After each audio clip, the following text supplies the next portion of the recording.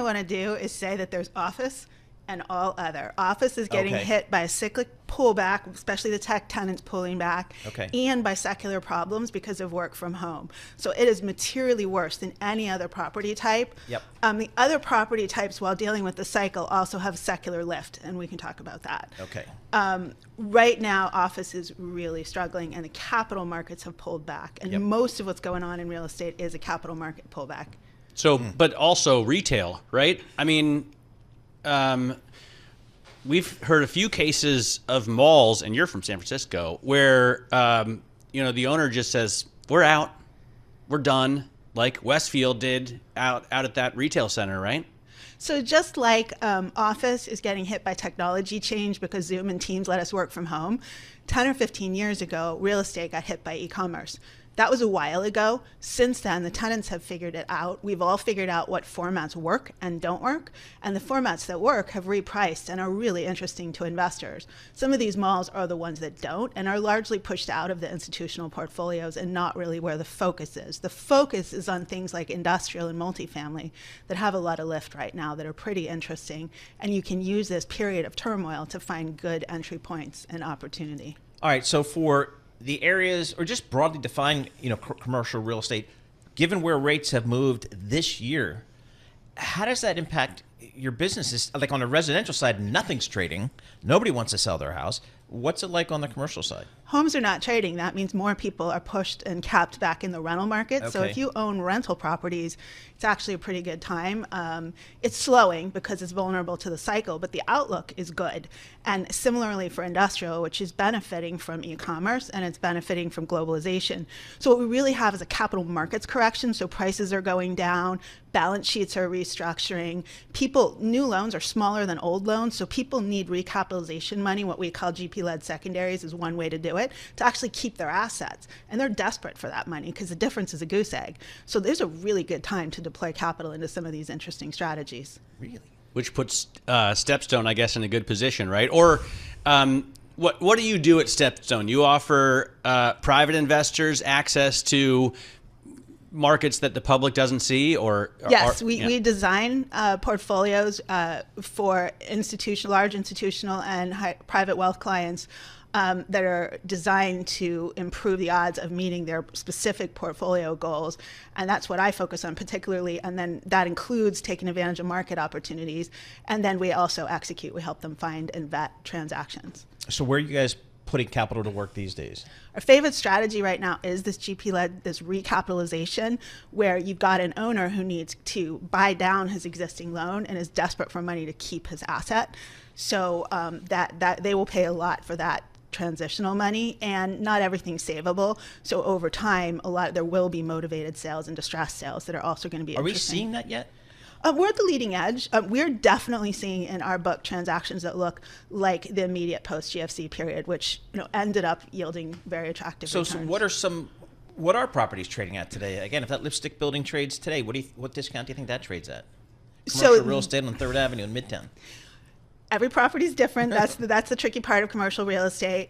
The property pricing indexes are down a little over 20%, and trading is down about 40%. So it's a little bit slower and not full price discovery. Office is completely different, though. Office is what's really not trading, and it's really broken. So you where are you finding the what will look like distressed opportunities? I mean, you're not looking in office, I'm guessing, or will you if they say, hey, this is 70% off? Right now, we're not seeing that pricing is interesting enough because there's too much uncertainty. Employers and employees are in a big experiment on hybrid work, and we don't know what that means for demand or for leases yet. So it is. So for office, it's just a falling knife that almost no one's willing to catch right now. Institutional buyers are not going into office right now in any numbers. I can't wait to see that. At some point, it's going to be I would think. Huge haircut.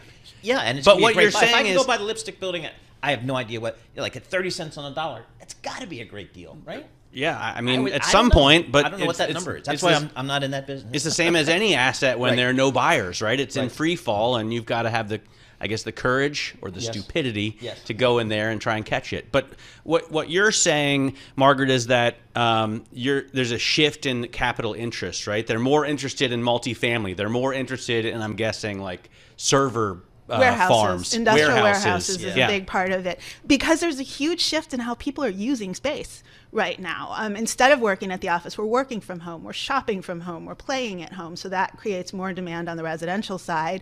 And then also the warehouses, hold all the goods that come in for the shopping and are really winning on the deglobalization front, which, like you said, server farms, data centers, and whatnot are also big. So there's sectors in the market that have really interesting fundamentals. And if you could use this moment to buy at a discount, good opportunities ahead. Now, can I get capital to do that? Can I get a loan to do that? Will banks lend to me? So yes, banks are lending to their best customers. You can also restructure your existing loans. And again, that's where this recap strategy comes in that we think is so interesting.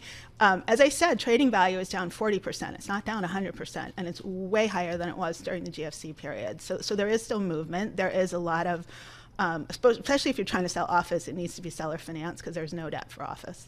No debt for office. Wow. Okay, seller financed. I don't like that. That's a little scary. I want to sell you this thing so badly that I'm going to lend you the money to buy it from me. Yes, exactly. I've seen that before in other businesses.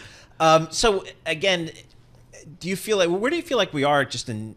I guess it's really by the asset class, right? I mean, like I was going to say, are we at the bottom here? But in certain sectors, we've already bottomed and are trading higher, but for office, maybe not there yet. For non-office, we're at the beginning of probably a 2 to 3 year restructuring period that should yield some very interesting, as I said, opportunities to help people restructure as we move through the business cycle and we come out the other side. The motto now is stay alive till 25. Stay alive till 25. That's not true for office. And I think the office is more like, I alluded to retail was a 10 to 15 year correction. I think office is more like a 10 year because tenants have to figure out their demands. There's long-term leases that need to roll off, and it's going to take a while. Wow. Let's talk quickly about San Francisco. That's where you live. Paul and I think both love the city. I think it's beautiful. I love the Humphrey and Slocum ice cream place. Mm-hmm. I'm a deadhead, so I like to go around Haight-Ashbury, and check out the scene there. I never really hung out in the industrial, commercial center very much, but apparently it's dead. What do you think? Are the death stories about San Francisco overblown, overwritten?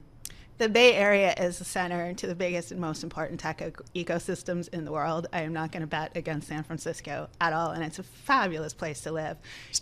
You still enjoy living there? Yes, and remember, we don't live downtown. That's part of the problem. Right.